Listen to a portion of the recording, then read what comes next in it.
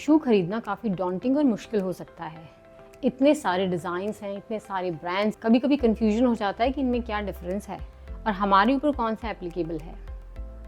अब एथलीट्स के शू के बारे में दो चीज़ें इंपॉर्टेंट हैं, एक कंफर्ट और दूसरी परफॉर्मेंस। सो कंफर्ट की वजह से परफॉर्मेंस इफेक्ट नहीं होनी चाहिए। आइए बात करते हैं कि हम अपने लिए एक परफेक्ट शू कैसे सेलेक्ट कर सकते हैं। और पहले सब्सक्राइब टू द चैनल, जहाँ हम बात करते हैं anything related to sports training और science of sports training. Shoe में कंफर्ट के लिए जो डिज़ाइन एलिमेंट यूज़ होता है वो है कुशन। तो आपकी सोल को डिफरेंट पार्ट्स में डिवाइड कर देते हैं, फोरफुट, मिडिल फुट जिसमें आपके पैर का आर्च आता है, और हील। इन पे अलग अलग टाइप का और अलग अमाउंट का कुशन डाल के आप एक्चुअली अपने लिए कस्टमाइज शू खरीद सकते हैं। तो ये कुशन कितना होना चाहिए? कुशन के बारे में साइंस बेस्ड परफॉर्मेंस रिलेटेड सबसे इम्पॉर्टेंट फैक्ट ये है कि जैसे ही आप कुशन को इंक्रीज़ करते हैं, आपकी ग्राउंड की फील कम हो जाती है, एक्टिविटी की फील कम होती है और आपकी ट्रेनिंग नेगेटिवली इफेक्ट होती है। ये एस्पेक्ट ध्यान में रखते हुए कुशन के बारे में डिसीजन लेना चाहिए। आप उतना ही कुशन लीजिए जितना ट्रेनिंग एफिशिएंसी के लिए या ट्रेनिंग के दौरान कंफर्ट के लिए एथलीट को ज़रूरी है।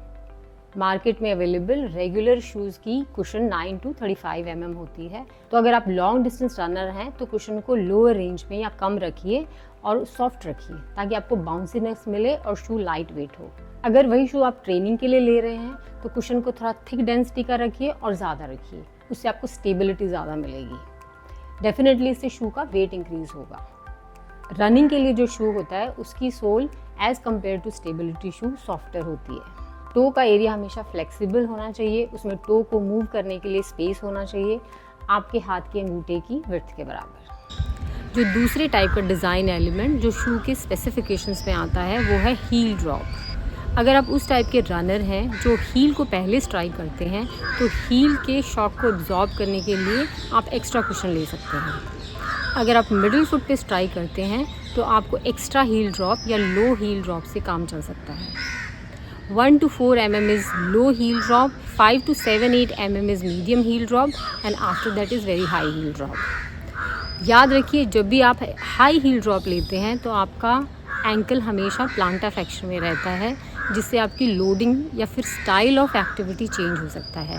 एक और चीज़ जो ध्यान में रखने की है वो है प्रोनेशन ऑफ योर फुट, जो आपके पैर के स्ट्रक्चर से रिलेटेड होता है। अगर ट्रेनिंग करते समय आपका पैर सीधा स्ट्राइक करता है यानी कि बॉल ऑफ द फुट, तो आपका न्यूट्रल प्रोनेशन है। अगर आउटसाइड ज़्यादा रोल ओवर होता है तो उसको सुपिनेशन बोलते हैं, अगर इनसाइड ज़्यादा रोल होता है उसको प्रोनेशन बोलते हैं। तो थोड़ा बहुत सुपिनेशन और pronation is natural and is required for efficiency, लेकिन कभी कभी इनकी वजह से सोल में, एंकल या नी में पेन हो सकता है, या कभी आप कोई एक्सरसाइज अच्छे से नहीं कर पाते हैं। जैसे अगर आपका ओवर प्रोनेशन है तो डीप स्क्वाट करने में प्रॉब्लम होती है। तो अगर आपको ऐसी कोई प्रॉब्लम है तो आप साइडवेज फोर्सेस को कैंसिल आउट करने के लिए एक्स्ट्रा आर्च सपोर्ट मांग सकते हैं और जो सोल के ऊपर वाली लेयर होती है उसको स्टिफ कर सकते हैं। अगर आपका ओवर प्रोनेशन है या फ्लैट फुट है तो आप इन दोनों चीज़ों को और ज़्यादा बढ़ा सकते हैं। और शू डिज़ाइनिंग में न्यूट्रल प्रोनेशन को बेस माना गया है, यानी कि बायोमैकेनिकली मोस्ट एफिशिएंट। लेकिन याद रखिए रियल लाइफ में टॉप लेवल के एथलीट्स हैं जिन्होंने ओवर प्रोनेशन या फिर फ्लैट फुट के साथ भी परफॉर्म किया है। शू डिज़ाइन कंपनी के हिसाब से ये मिस अलाइनमेंट्स हो सकते हैं, पर अगर आपको कोई प्रॉब्लम नहीं हो रही है तो this is not a limitation और आपको कुछ एक्स्ट्रा लेने की ज़रूरत नहीं है। अब आइए बात करते हैं कुशन के डिसएडवांटेजेस की। जैसे ही कुशन आप इंक्रीज़ करते हैं शू का वेट इंक्रीज़ होता है। हर एक 100 ग्राम इंक्रीज से आपकी 1% एनर्जी कॉस्ट इंक्रीज़ होती है। दूसरा है कि ये इम्पैक्ट फोर्सेस को एब्जॉर्ब करता है। अब एथलीट ट्रेनिंग इसलिए करता है ताकि इम्पैक्ट उसके जॉइंट्स पे और मसल्स पे आए और उनकी स्ट्रेंथनिंग हो। तो अगर आप किसी वजह से कुशन को इंक्रीज़ कर रहे हैं तो you have to take a call whether you really want it. अगर आपका स्पेशल केस है, जैसे अगर आप रिहैबिलिटेशन के बाद आ रहे हैं या कोई नई ट्रेनिंग शुरू कर रहे हैं जैसे प्लायोमेट्रिक्स, उसको करने के समय बॉडी वेट के 5 गुना तक का इम्पैक्ट फोर्सेस आपके पैर पर आता है और आप नहीं चाहते कि शुरुआती टाइम पे 100% इम्पैक्ट फोर्सेस आपको मिले। एट दैट टाइम आप कुशन को इंक्रीज़ कर सकते हैं।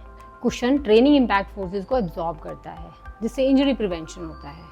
बट ये रिसर्च में पाया गया है कि जो आपकी हील के ऊपर फोर्स होते हैं उनमें और जो फोर्सेस एक्टिविटी करते समय इंजरी के लिए रिस्पॉन्सिबल है, इन दोनों में लिंक नहीं है।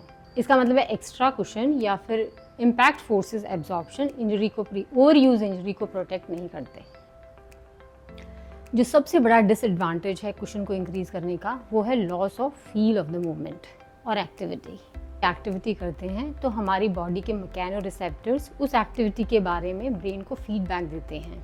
किस तरीके का ग्राउंड है, कितनी स्पीड है मूवमेंट की, उस हिसाब से कितना बेंड होना है, कितना टर्न होना है, कौन सी मसल्स को यूज़ करना है, कितना और किस टाइम पे, कौन से एंगल्स पे, ये सारी फीडबैक बॉडी ब्रेन को देती है और धीरे धीरे इनमें चेंजेस लाके हमारी एक्यूरेसी और परफॉर्मेंस बढ़ती है। दूसरा, आपने देखा होगा जब भी हम डाउन स्लोप जा रहे होते हैं माउंटेन से नीचे, हम टो को थोड़ा कर्ल करना शुरू करते हैं और हमारे स्टेप्स भी छोटे हो जाते हैं। जब हम अप स्लोप जाते हैं जब ऐसा कुछ नहीं होता। तो देखा जाए तो परफॉर्मेंस इंक्रीज करने का और इंजरी प्रिवेंट करने का सबसे अच्छा तरीका है बॉडी इंटेलिजेंस या प्रोप्राइसेप्शन। और इसी वजह से एलीट एथलीट्स अपने ट्रेनिंग रेजिमेंट में बेयरफुट ट्रेनिंग या प्रोप्राइसेप्शन ट्रेनिंग को इंक्लूड करते हैं। अगर आप ट्रेनिंग एफिशिएंसी को बढ़ाने के लिए कुशन को रिड्यूस करना चाहते हैं तो you can go for minimal shoes. उनमें 3 to 8 mm का कुशन होता है। तो आई होप इस सारी इन्फॉर्मेशन के बाद आप अपने लिए एक customized high performing shoe select कर पाएंगे। If you like the video, subscribe to the channel. Thank you.